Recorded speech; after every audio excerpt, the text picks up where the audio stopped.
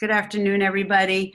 I think that we have quite a diverse group of folks on this call, and I haven't matched every school with name, but looking at the list of folks who signed up, I think we have at least 6 member schools represented, a number of folks who we've met in different places, and then some schools that I don't recognize. So what I'd love to do is engage as many voices as possible in this afternoon's conversation, and also be happy to follow up if you don't have your questions answered and you'd like to learn more. So I'll dive right in, but given that I think most of you actually probably know a good bit about the MTC and what we've been up to, I thought I would just start with a brief introduction and then sort of open it up for a little more conversation, which I think this particular forum is really, really interesting and a great way to do it. So thank you, George, for getting us organized. And I'm going to turn my screen over to show you a few things. I do see a few familiar people. Carolyn, is that you from Brearley? Sorry, I had to unmute. It is. Hi. Oh, wonderful. Nice to see you again. Yes. That's great. And Jonathan, I think I may have met you in New York a few weeks ago. Is that correct? From Storm King? No, I'm from the Poughkeepsie Day School. Okay, my apologies. No problem. It was different. I heard Storm King, and I remember meeting somebody from there who was the head of school. So my apologies. Great. All right, I'm going to share my screen and give you a little view.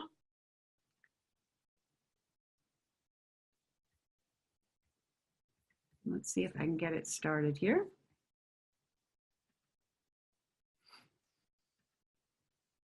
Okay, everybody see my screen at this point? Looks great.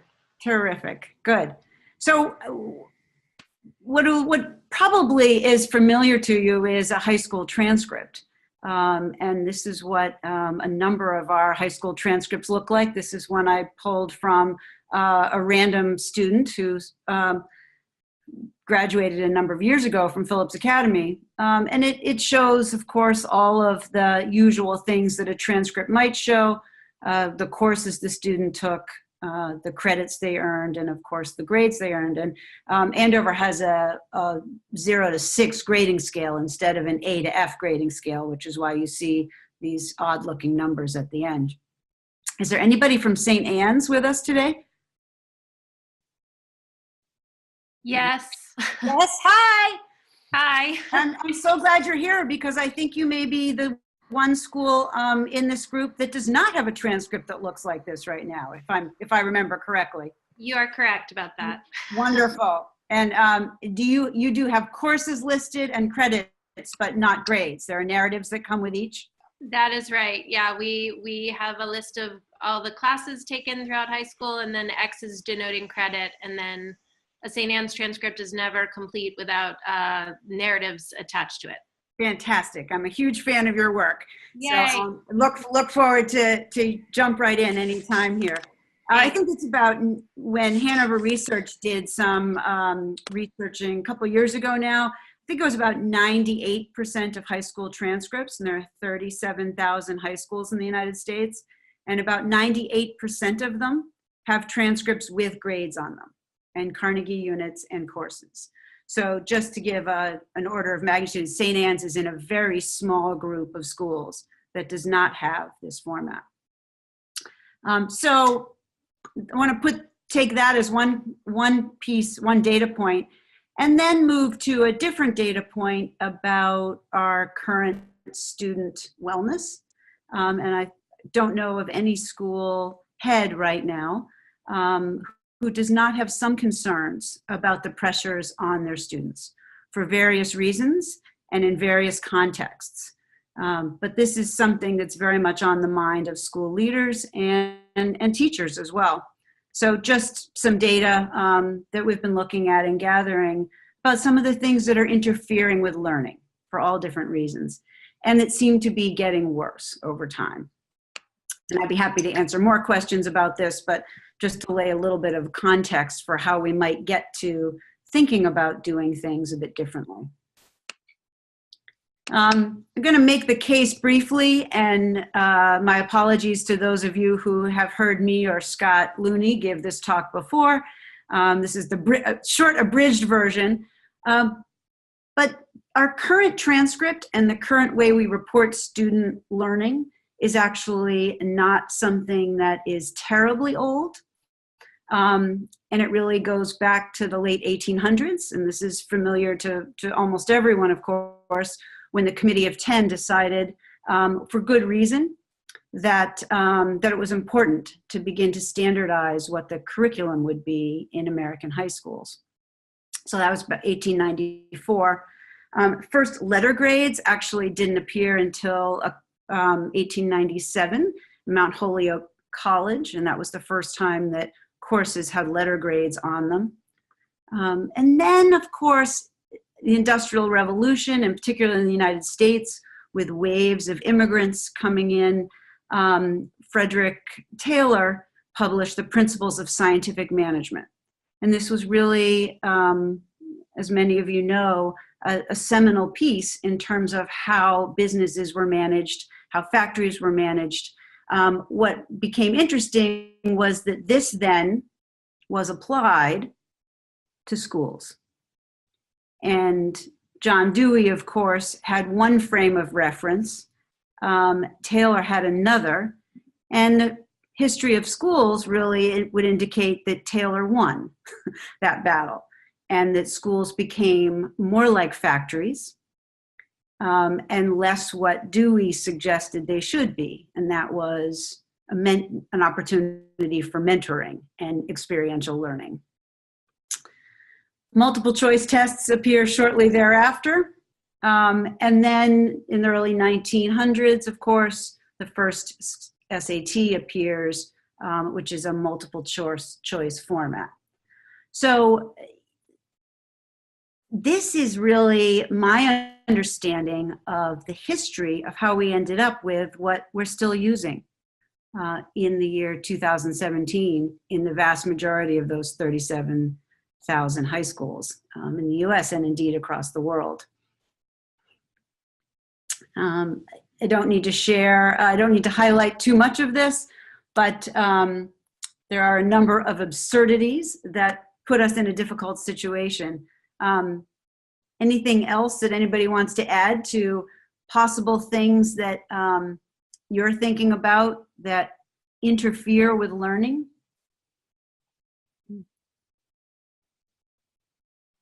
These are ones that I've heard from many educators of late.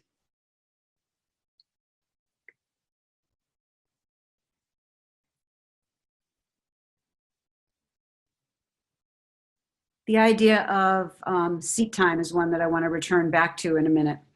And certainly as Dean of Studies in recent years, one of the things that I've struggled the most with is the sense that students have that more is better, that taking more courses, having more activities, having thicker resumes is somehow a key to success. And for some people, that actually ends up having the opposite effect for sure. I'm going to jump ahead a little bit because I think that many of these absurdities have led to what we're currently experiencing in some schools for sure, which are atrocities. And those of you who have heard Scott Looney talk about this, I think he makes a good case, and I agree that at this point, a number of the absurdities that we're dealing with, thanks to our history and our current situation, have led us to a situation where many students are doing school, perhaps missing opportunities for learning, obviously, because of all of the things they feel they're supposed to be doing, rather than necessarily the intrinsic motivation of wanting to be doing. So all this leads us to also thinking about what is it that we want to make sure that we are teaching that is not represented in the current transcript, and how we got to the idea of reinventing the transcript. And many different formats. You've seen these data that indicate how so many important qualities, in this case, that were recognized by an IBM survey a number of years ago about top leadership qualities. And so one of the things that we've been thinking about is how are these qualities, which can very much be taught, learned, and assessed, how are these represented in our current programs, and where do they appear on our transcripts? How are we crediting learning in creativity? How are we crediting development in young people's integrity and global perspectives? How they influence their peers, how open they are to ideas, how dedicated and persistent they are, and how their humility develops over time as they mature. These are all things, again, that I'm convinced very much can be practiced and taught and role modeled and learned and assessed, but they don't currently appear anywhere in most of our schools' crediting. Of course, they do appear in narrative and recommendations and in student feedback in a lot of good ways, but not in a traditional high school transcript. So the current way that most high schools present students and give formal feedback in the form of a transcript, and then, of course, present those to colleges, I'm persuaded that, that this is actually starting to limit the way that we think about curriculum change in schools, even as we watch the absurdities and students' health, frankly, deteriorating. So that led to Scott Looney and his team at the Hawkins School simply trying to change the transcript at one school. So the history of the Mastery Transcript Consortium was one school looking to change their transcript. Learning that 98% of transcripts in the high school are virtually identical. And then thinking, well, if we gather with a small group of schools, band together, perhaps we can explore this together, learn more, and then, if successful, when we start to present a different kind of transcript, if it's a group, that might be more likely to be accepted by colleges than if one school just did it alone. And so the Hawkins School in Cleveland decided that they couldn't do it alone and started to invite others to talk with them about this. Scott originally said, if we can get 15, maybe 20 schools to join a consortium, we'll start. College admissions deans that he spoke with said, this is a great idea, we love it, but if you do this alone, it's just not going to get anywhere. And then when he asked, what if we have 50 or 60 schools all doing it at the same time, the response was, well, that would be different. So that's how the Mastery Transcript Consortium was founded, was literally a small group of schools saying, let's try and do something together. I think what Scott and his team, and I joined the board early on in this project because I got very excited about it. Early on, I don't think any of us had any idea what was already going on at a national level in competency-based education and how ripe the timing was to tap into this if there was a coordinated effort. So a quote that I like very much is that it's hard to fight the existing reality and you need to build a new model. So understanding that the transcript was what so many students and parents viewed as the total record of their high school education, the idea of building a new transcript became very appealing.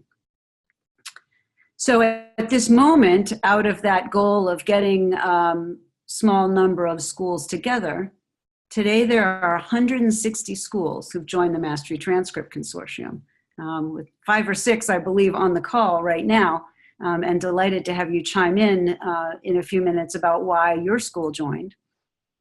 There are both in the continental US here and schools, both, I think about 14 schools internationally and 4 or 5 in Hawaii that obviously aren't shown here. But it's a remarkable group and still growing, which is great. In the New York, I put here just because I thought it might be most interesting to this group, who are your neighbors who are currently MTC members. And it's a really strong and wonderful group of independent schools across New York and Connecticut and New Jersey. New Jersey not quite as well represented as New York and Connecticut there yet, but hopefully coming along soon. But you can see there are a number of interesting folks, and Riverdale and Choate and Spence are actually 3 of the 18 founding schools of the MTC. So in addition to joining and agreeing to pay annual dues to be part of the organization, these 3 heads have also agreed to go out and raise money, which will be matched by the E.E. Ford Foundation, for a total of $2 million raised and a $4 million investment in building out the digital mastery transcript and the platform that will result from that. I can say more about that later. So again, we didn't really realize as this started, when I joined the board, I was really excited about Andover's involvement and about learning more, and had no idea that, in fact, across our number of the work that our colleagues are doing across the public sector right now and independent schools across the country, that there's a great deal going on. So just a small snapshot of the organizations that we've connected with in the last year or two, who are working deeply on how to influence and change schools. These are a range of school consortium, schools that are in partnership with each other and with organizations, and then of course professional development organizations, many of which you're familiar with here. In New York, many of you probably saw last summer the piece in the New York Times about the Mastery Collaborative, which started as a grassroots group in New York of now, I think, 40 odd public schools being supported by the Department of Education, looking at mastery learning. And at this point, a number of the schools have moved quite fully to mastery competency-based assessment, although they are indeed still using grades at this point. And so we've had a number of conversations with the Mastery Collaborative about the Mastery Transcript and collaboration as the 2 organizations both develop and learn more. I recommend highly, if you haven't read them, a couple of recently published books, one by Brian Stack and Jonathan Vanderels from town in southwestern New Hampshire. This is a terrific book on how to actually transform a school from a traditional grading system to a competency-based system. Brian is an impressive principal of the Sanborn Regional High School, and I found this really inspirational and informative. And similarly, the book on the right is a tale really about the work of Tom Rooney, superintendent of Lindsay Unified School District, and his team, who've taken a whole district in California, primarily a lot of migrant workers who live in this district, and the work that they've done to really transform the way they think about why does the school exist and what is it here for. And the bottom line is they've concluded it's to take every single student and move them as far as they possibly can in their learning progression. That they don't want to be in the business of sorting students, but have really redefined the work that they're doing in the school.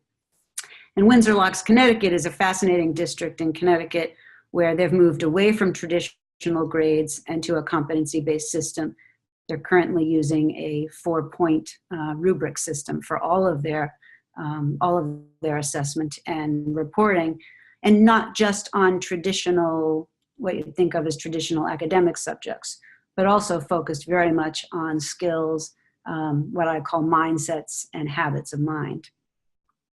So part of this larger world, unbeknownst to us, the Great Schools Partnership, who we are now in collaboration with, and David Roof, the lead on this, is part of the advisory council. This organization had gathered and worked with 67 colleges in New England to go on record as saying that non-traditional transcripts would not disadvantage students in the college application process. And this has been very reassuring to educators, particularly in northern New England, when there's been a great deal of work in Maine, New Hampshire, and Vermont to move to competency-based systems, that these colleges have all gone on record and said they will not at all have concerns about different kinds of transcripts coming their way. So this was music to the ears of those of us working in the Mastery Transcript Consortium, and we're happy to continue to work with the Great Schools Partnership in this. So I want to show you a little bit about how transcripts might look different, but want to stop and just see what questions there might be before I show you a couple of back of the envelope designs, and then we'll open up for some discussion here. So remember, all you have to do is unmute your microphone and speak right on up.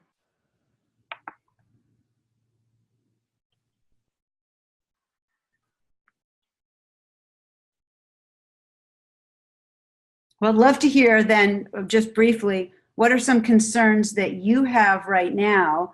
You're obviously interested, so you signed on. What are some things that are worrying you right now about your current students or the way you are reporting grades and transcripts?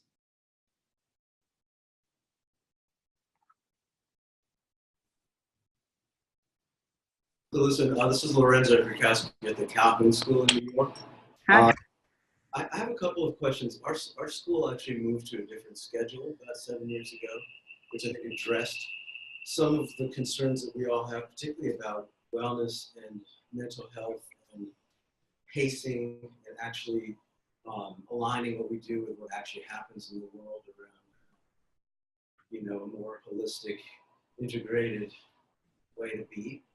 One of the questions I have is just the way that you frame this around reform. I'm curious about starting with a transcript rather than starting with the actual curriculum of the school and how it's playing itself out. Because, you know, you looked a little bit at the history of education and, you know, a lot of the really interesting reforms that have happened in a way that locates this kind of reform in the classroom and in the way you shape curriculum. And I'm wondering how you see the transcript driving that kind of change in us. Mm-hmm.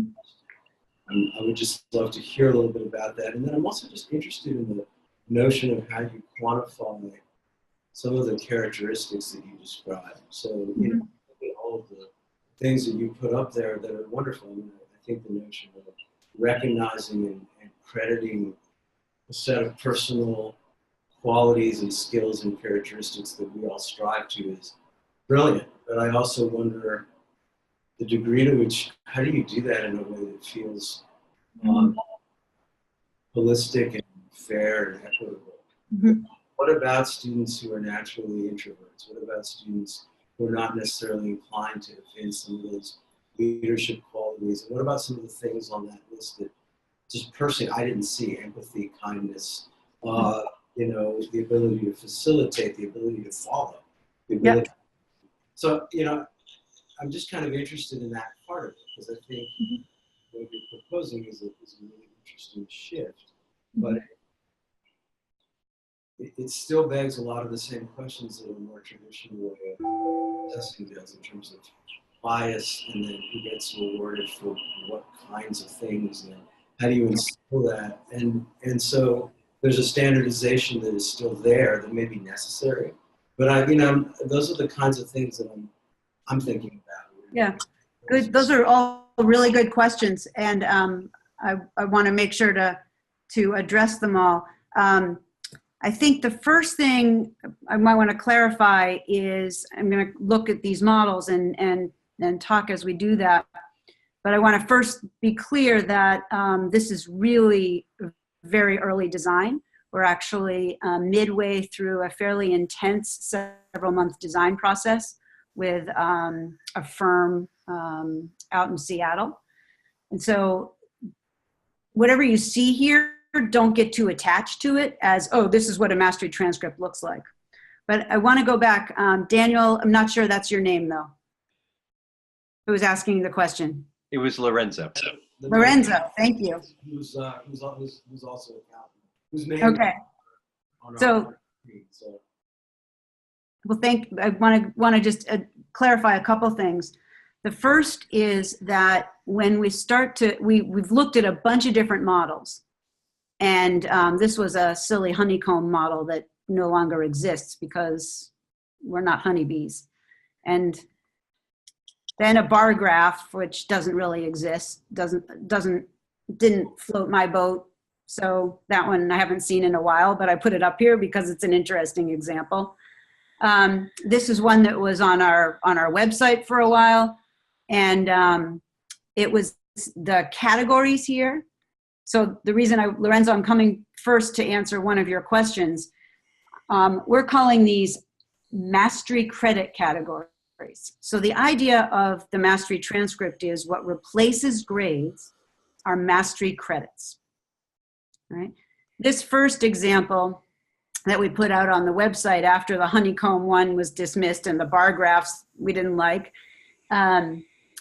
the titles of these mastery credit areas came directly from the NAIS 21st Century Skills document. So there was not a lot of thought put in this. We just lifted them off of NAIS and said, oh, these are good categories. Let's use this as an example. The reason I say that is because, to your point, Lorenzo, standardization versus individuality, individual school question is one that we feel very strongly. Every school needs to decide what their mastery credit areas and their mastery credits will be. So to your point, we're gonna, as an organization, not get into the standardization business. If schools decide that they would like to use similar mastery credit areas and similar mastery credits, we certainly hope to be able to provide a library of those that schools could pick and choose from, because writing them will not be that easy. And I think we should all share to the extent we want to. But those are not standardized, just to be clear on that. These were, again, taken right from NAIS, but one immediate critique of this was, well, where's the traditional academic content? It doesn't really show here. So is this not really where, is the content gone? And in our minds, of course, the content's not gone. That's the vehicle of what you're using in all of your, so much of the learning here. But it wasn't clear from this. So we don't know exactly what the design format will look like, but here's a different way to think about mastery credit areas. And this one I do actually like. I don't know whether it's where we'll land, but at the moment it's one that makes sense to me. So I'm using it as my example today. In this case, this particular school, a fictitious school, Willow Ridge Academy, has broken down its mastery credits into two areas, those that are required of every student and advanced credits. And so you can see two different lists of mastery credits. This particular student, Joseph Smith, this is showing that he's earned graduation requirements, and the few on the perimeter there, which are lighter, are ones that he hasn't finished, but is on track to finish by graduation, because of course this student might be applying on November 1st of his senior year, perhaps, or close to graduation. The advanced mastery credits is what gets more interesting, because these are what distinguish individual students. And there are also a number here that are quite recognizable in terms of what you'd think of as traditional things that appear on a transcript. Knowledge and skill in STEM, mathematics, science, statistics, and computer science, Certainly the humanities and the arts are shown here as well, with a number of mastery credits that this student has earned. And then over on the right, you see a list of the mastery credits that this particular Willow Ridge Academy has offered. Okay. In the graduation requirement zone in this particular school, you'd have to earn all of them in the graduation requirement category. The advanced mastery credit category, those are really depend on the student interests and their skills and their passions and where they go deep. So it's not that every student would be doing all of them, but in the course of doing their courses, extracurriculars, perhaps learning that they're doing outside of school, that their school is willing to certify they have submitted evidence, they can really distinguish themselves here on this transcript. And the incentive is to produce evidence of learning at every turn that the school can then certify they used to grant the mastery credit. The other thing to clarify is that every mastery credit is binary. You either earn it or you don't, or you haven't earned it yet. And the deadline becomes graduation, not a 10-week term or a 12-week term. So there's really no such thing as failing. You've earned the credit or you haven't earned a particular mastery credit. And obviously one has to earn in this model all of the graduation requirement credits to earn a diploma, but then the advanced mastery credits are really beyond diploma requirement. So what are these mastery credits? How do they exist? And to your other question, how do you quantify some of these things? How do you measure them? How do you assess them? Well, something like these are mastery credits that are, again, not something that the Mastery Transcript Consortium would require.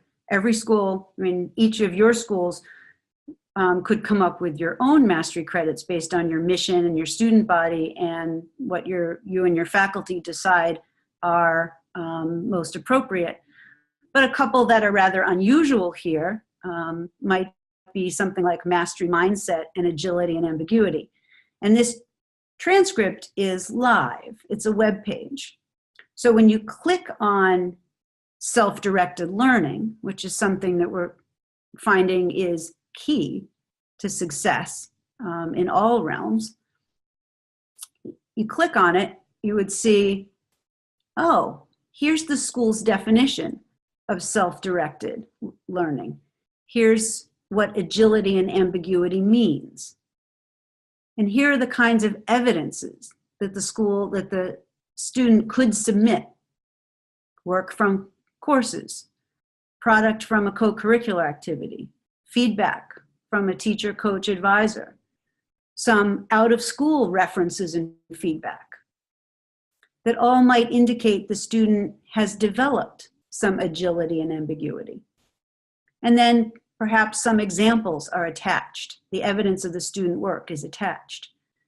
So, there'd be perhaps a small group of faculty at the school who are charged with reviewing evidence put forward by students to earn mastery credits at different intervals of time over the year. And this student, if the evidence is deemed to be sufficient, then that student earns that mastery credit and it goes on their transcript. It's not a single test. It's not a single work product. It's evidence over time. And that would be true for any mastery credit. I chose this one as an example because it's unusual. Some others are much more straightforward and familiar, I think. This is a particular feature that, oh, sorry. No, can I just ask you a quick question, just a follow-up. It's Lorenzo again, I'm sorry. The way you're describing this reminds me a lot of Debbie Meyer and Ted Sizer. Did you say Debbie Meyer? Yeah, and Ted Sizer. From Central Park, yes? Yeah, in terms yes, of indeed. assessment, right? Because it strikes me that the overarching piece here is that it's going to it's going to engender in each school a whole shift around not the assessment at large, but really the way seems to me, the way I'm reading this, the way you're sort of positing this, it's about students demonstrating knowledge. And knowledge, I mean skills, competency, proficiency at various times during their time in high school, and then finding ways to do that. But also, this is something interesting. I just want to make sure that I'm clear about this. The expectation that you're putting out there is that none of this is driven in any way by sort of temporal considerations, but more that by the end of your time in high school, you're going to have reached a point where you can demonstrate this. And so then, I guess the faculty, depending on how radically the school, the student body, other people can then form some kind of, almost like a PhD camp where you're looking at students and then, allowing them the opportunity to demonstrate all of that. Is that embedded in all of this, or am I way off base? I'm just kind of. No, I think you've tapped into it exactly. Exhibitions come in, performance assessments and exhibitions, to use the coalition word, come in all different formats, right? It doesn't have to be a committee of people reviewing in person, depending on how you set it up. And so I think what we'll be doing over the course of the 18-19 school year is working with a small group of schools who will be piloting the first version of the digital mastery transcript. And they're going to be loading student work and information into it and working with some sample mastery credits and giving us a lot of feedback on how that works. So over the course of the next year, we'll be doing exactly what you just said. How does this work? How does it line up? How does it feel?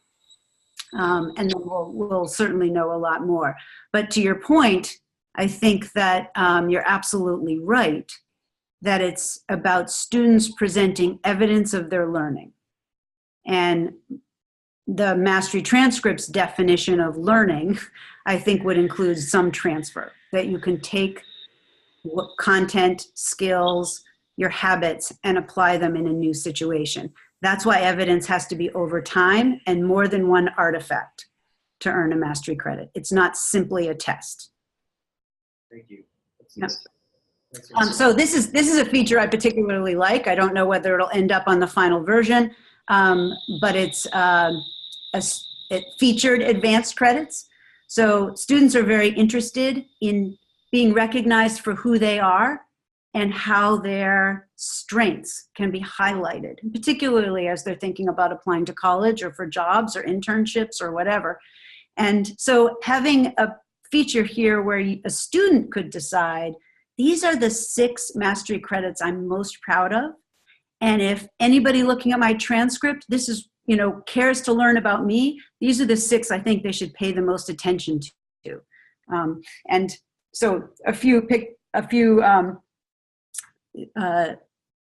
this student chose these and then could really curate what's the evidence that I'm going to submit for those mastery credits. And it doesn't have to be flat file or PDFs, right? These can all be hot linked to all kinds of multimedia. That doesn't mean that an admissions officer is necessarily going to be able to look and see all of this.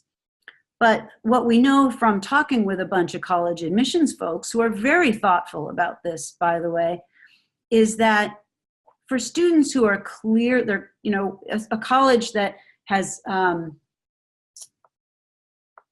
skilled college admissions officers tell us that there are a number of students who they're not always sure who they are and what their strengths are. And having more evidence at their fingertips for students who you can't really read easily would be incredibly helpful. And if students know that they're self-curating their information, that's empowering as well into what goes into their transcript. So this is a nice way. So this was a feature that we thought helped students have choice and also to really think thoughtfully about presenting their best work. So this is Jared News from the Calhoun School. I'm one of the college counselors here. I'm curious if in your conversations with the colleges, there was any pushback about sort of removing that temporal piece from the transcript, because I do feel like colleges are sort of seizing upon momentum as part of their assessment of students. Mhm. That's harder to ascertain when there's not sort of a clear sense of when a student presented a particular competency. So I'm curious if Yeah. you've heard anything from colleges about that. The other piece is, have these colleges, like, have they committed to hiring like double the size of their admission staff to be able to read this transcript? Right. Good question. We are guaranteeing that the transcript will be readable in under 2 minutes.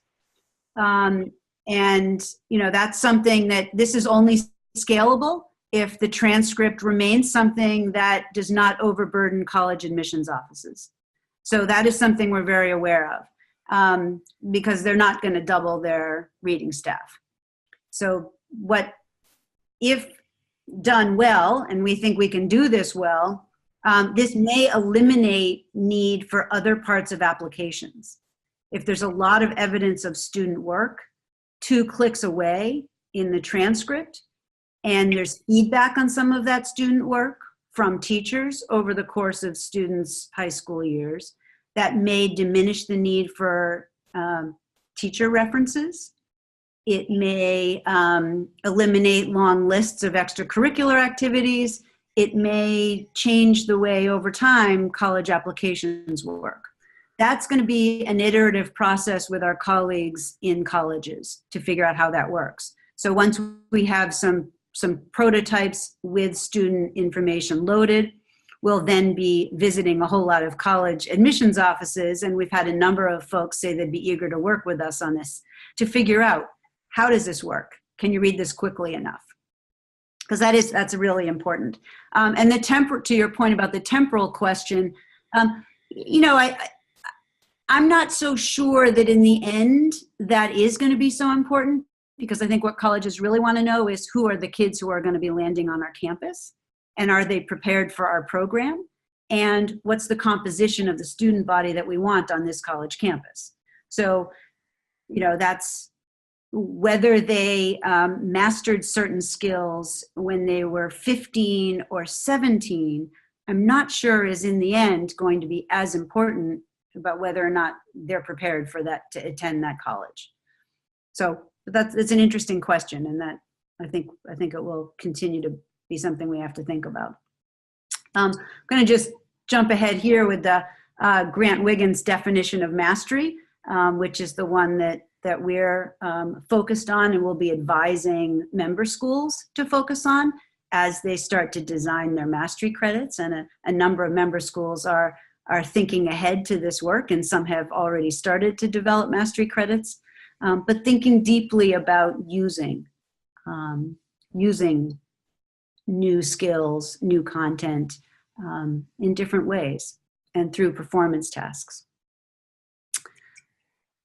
So talked a little bit about foundational and mastery credits. I want to just focus here for a second on, again, mastery credit areas. These are the mastery credit areas that if I were opening a school, I would circle around, but each school will have to figure out what they want to use in terms of these areas.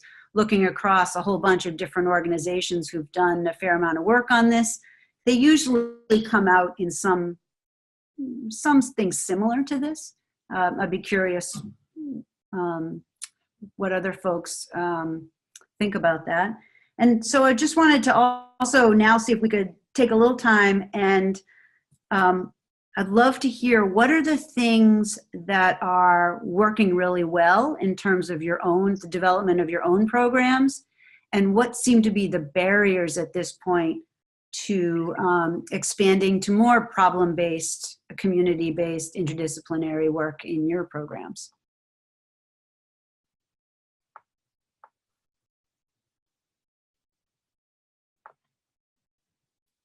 And fire more hard questions. Okay, this is Jonathan from the Poughkeepsie Day School. I'm sorry I don't have a video. I can't get it working here. It's a borrowed computer. That's okay. We can hear you, Jonathan. Okay.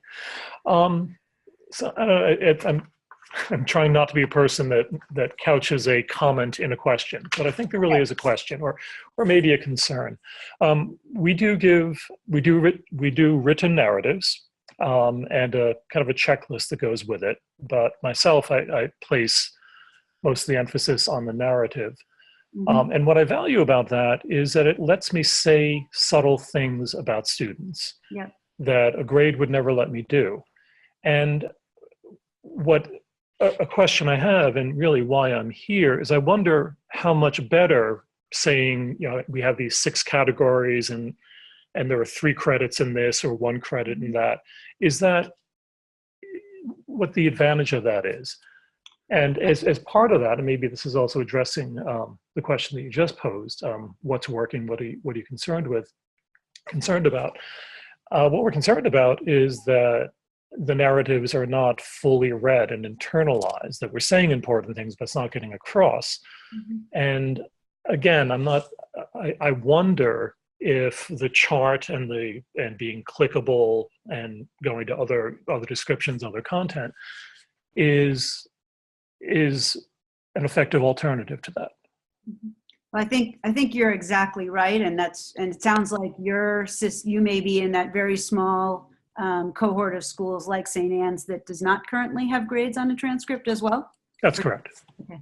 So I think in an ideal world, right, what you both are doing is perfect, right? You are representing students in their true humanity with a clear individual presentation of each student's learning progression. And that's incredible. What it is not is scalable, right? The college admissions offices cannot deal with many more schools, with large numbers of schools sending them large volumes of text to read. So that's why we're doing this, is so that more schools can benefit from, I think, the great work that you've done in developing those and making it practical to scale.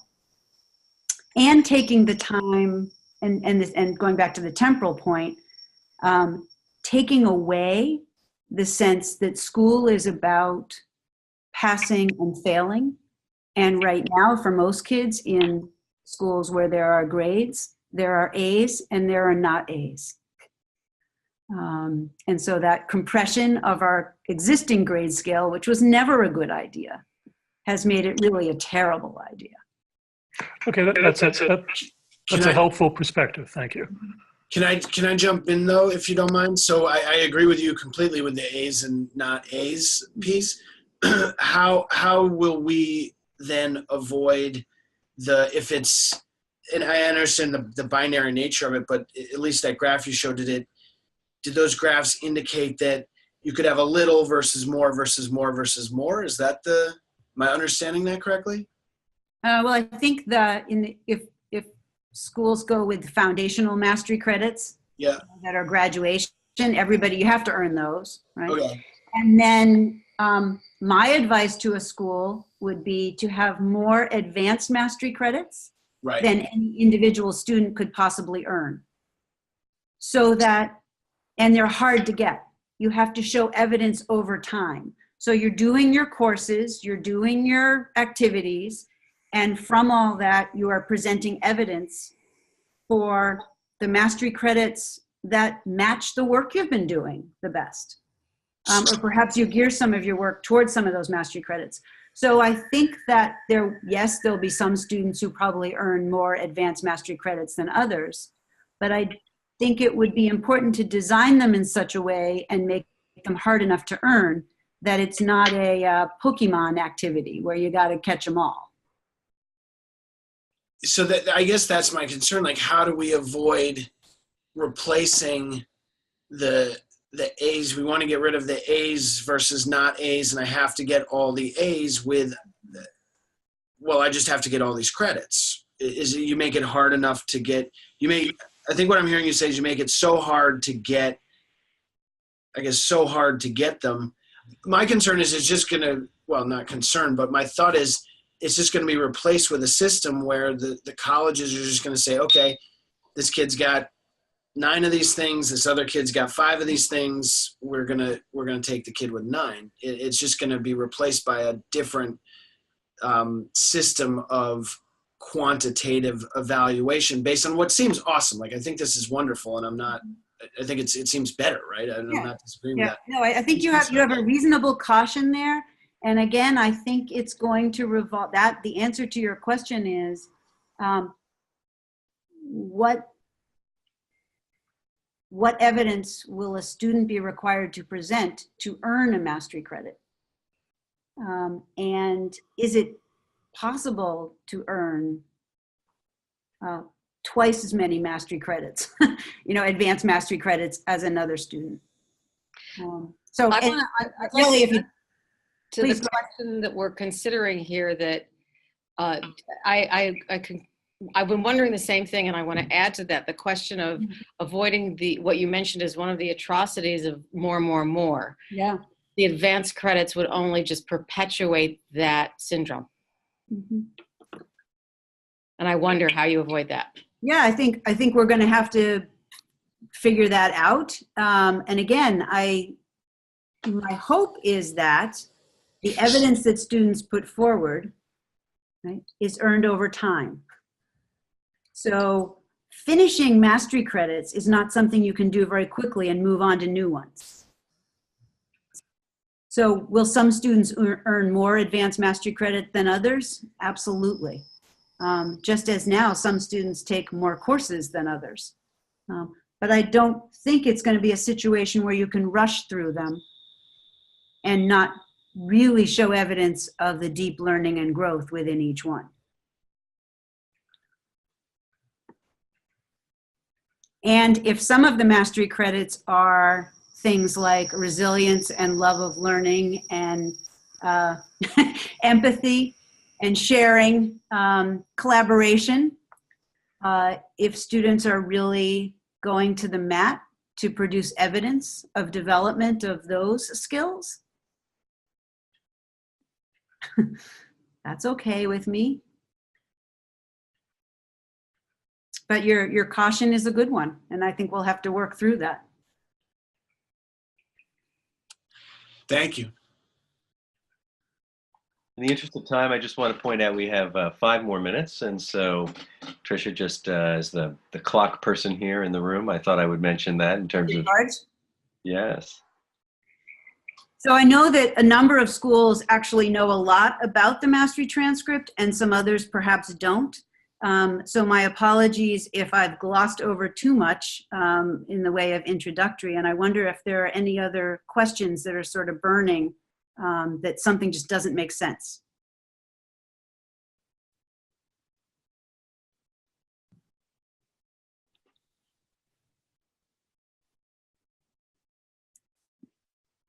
There were a couple, while people are thinking about that question, there were a couple of interesting comments made in the chat, and one of them, Sanford made posted an interesting question. Sanford, I don't know if you want to ask that directly. I could paraphrase you, but it was about privacy. Privacy, go. I will ask. Okay, I'm here. It's actually my colleague in IT, Aaron Grill. Hi, great. So I'm going to let him. Yeah. So my thought was really just if I'm going to have a student and then an alum have their, say, 10th grade poetry as an example for their transcript. Mm-hmm. At some point, I've written some embarrassing poems in my high school career. I would want those to go away. Yes. So if an employer was asking for this transcript, I'd rather them not have that. So I'm curious about the privacy element. Yeah, that's a good question. One clarification, and then I think you bring up another good point. But students are doing all kinds of work, right, and producing all kinds of evidence of learning in all different realms all the time, and that's presumably going into digital folders, right? Those aren't the Mastery Transcript folders. There's a curation activity of going through one's portfolio of work and then presenting the evidence, the work product that you're most proud of, and that you know you're putting forward for review for a mastery credit. So I would contend that for most students, that thoughtful curation project, which is also educational in and of itself, to look back and review one's work and decide which pieces here really show the evidence that my problem-solving ability has developed and grown and really demonstrating. So I think the embarrassing poems probably wouldn't get from that original folder to the I want them. I did embarrassing poems when I was 15, and then when I was 25, looked back on them. So I'm just thinking like, Right. Okay. 15-year-old self would be very different from. Well, I think we would probably, in the case of something that you really didn't want there, I think we'd probably have to allow a student to remove it. I hadn't thought about changing your mind about something. But the architecture of this is interesting because transcripts are something that a student would own, right? And perhaps take with them after high school. So we're looking into what's the right architecture. And if you're a technology person, you know, is a blockchain the right way to go? Is there some other architecture that we'll use to build this? But there's a lot of interest in how do certifications move with the owner of those certifications over time. And so this is an interesting experiment in that regard as well as a transcript. How will that happen? And what's the digital record? And to your point, is it permanent? Is it the owner who can change it or not? And there's two sides to that. So, or whether the actual examples can be deleted. Deleted, but the credit still remains. I think that there could be a delete of a piece of evidence. What you can't have is anybody doctoring their transcript after they've graduated. But removing a piece of evidence, that's probably a good thing that the school could do, right? That's a good question. That's a pretty 4.0 question. I like that.